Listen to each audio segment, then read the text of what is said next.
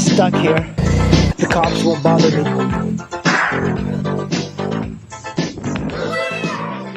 Yeah, I know that I'm in the minority, but I really don't know what Ruth Ginsburg did. I know she was loved by a lot of people, including conservatives, but you know, her dying wish was that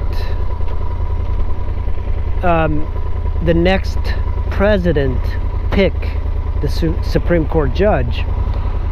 But the way I read it, okay, if you really thought that, because she was barely hanging on, you know, she was dying, she had cancer for a while, she's pretty old, and one of the problems is that these judges are appointed for life, and there's nothing sillier than that. So if it's a political thing, she should have used her wisdom to retire when Obama was in office. That way he could have picked a Supreme Court judge. But now she's like, my dying wish is for Trump not pick the judge. But this is political, you know. This is not about your feelings. Oh my God, I think that was that. Yeah, this is not about your feelings when it comes to picking a judge. You have to, and I think Trump is already picking his nominee. I don't blame him. I mean, this is what politics is. It's a very intense game. That bitch ran the red light. Just because she was loved by conservatives and Democrats doesn't mean that somehow a dying wish is something that you have to uphold. This is not like a fantasy world. It seems like a lot of people want to live in this fantasy world that you're supposed to suspend all rational thought because she wished it so. It's really her fault. She should have retired when Obama was in office. I mean, she knew she was in bad shape. Now what? Oh, now they want to make him to be another douche. Another douchebag. You know, one of the worst things that happened in a while that I thought was pure disgusting. You know, I'm not talking about the riots. I'm talking about the disgusting people in DC that were terrorizing people at a restaurant, and they were forcing people to put up their arms in unity of Black Lives Matter. And then there was this woman and her girlfriend. Her girlfriend's a complete puss. And this woman didn't put up her arms, and so this mob, these terrorists, these Nazi terrorists were yelling at her to put up your hand. And who are these people? Why aren't people like calling these assholes out? Why is this guy in my fucking blind spot? Why aren't they being called out? I mean, this is like completely the worst thing you can send out. That like these people were having a meal outside in a restaurant, supporting restaurants during a pandemic because they don't want them to be going bankrupt. And by the way, they picked on a lady that was for Black Lives Matter, but at this time she didn't want to put up her fucking arm. Whoop-de-doo. And these people got upset. I'm so glad that she didn't put her arm up. I think she really is a hero. I mean, she stood up against terrorists. These people are fucking terrorists. Some people might laugh at it, but it really is that. If it was Trump people doing that, people would be outraged. I can't believe that people did not see this as worse than it was. But this woman supports BLM. She even went to rallies and stuff. And then these assholes come around and start terrorizing her, wanting her to put up her arm as if like it matters, whatever the fuck they're preaching. This is a cult. This is like a fucking like cult. I hate these people. I really wish I knew who they were. Ugh, so I could spit on them. They're probably like school teachers, because this is something that school teachers feel like it's important. They all want to be part of this movement, but this movement is not exactly what they're pretending it is. They're a bunch of racists. These people that are forcing people to put up their arms, they're terrorists and they're fucking racists. We should just start calling them that. They're a bunch of racists. It's so funny for helping black people, but what? They're helping black people in Northwest DC? From what? People eating at restaurants? What the fuck are you people doing? What good is coming out of this? I do realize you have to shout to be heard sometimes, but this is ridiculous. You people just lost all your marbles. This virus has started eating at your brain.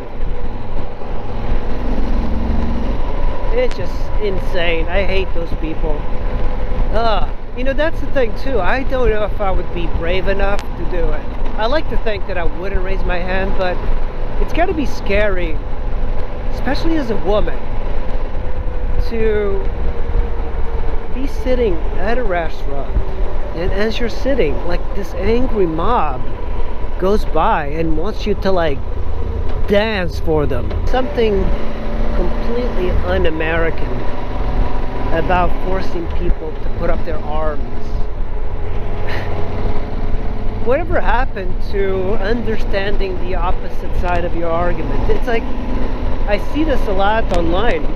It's people saying that if you're for Trump, you're a racist. Really? Are all Trump voters racists? You know, I met quite a few of them, and they're not racist. And quite a few are black. And quite frankly, I think a lot of black people are switching to Trump, not because he's a great guy, not because he doesn't lie, but because they don't want these disgusting people going around forcing people to act the way they do. Like, is this what liberals are now? They're these militant, closed-minded bigots? Like, I see myself as a liberal. And when I used to work at a conservative place, that's right, I worked at a conservative place, they were less judgmental than these people were.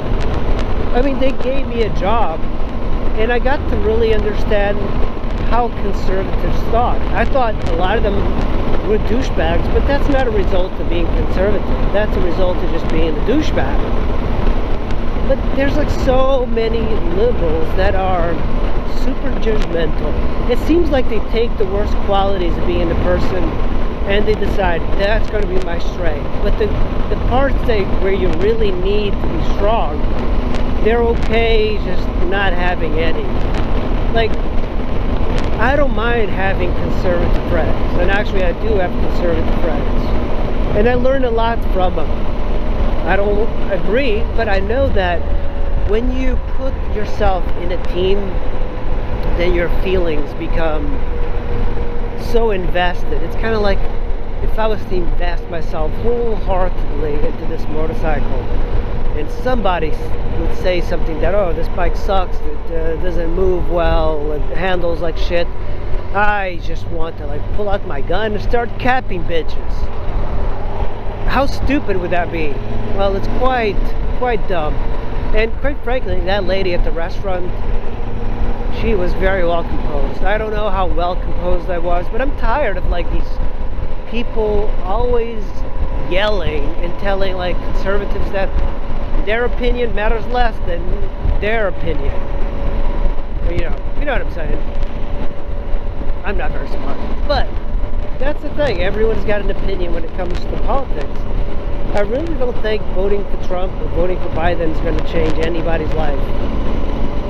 Just live your life, be nice to people, don't be so invested in what people think, and you're going to be fine. There's going to be very little that can hurt you.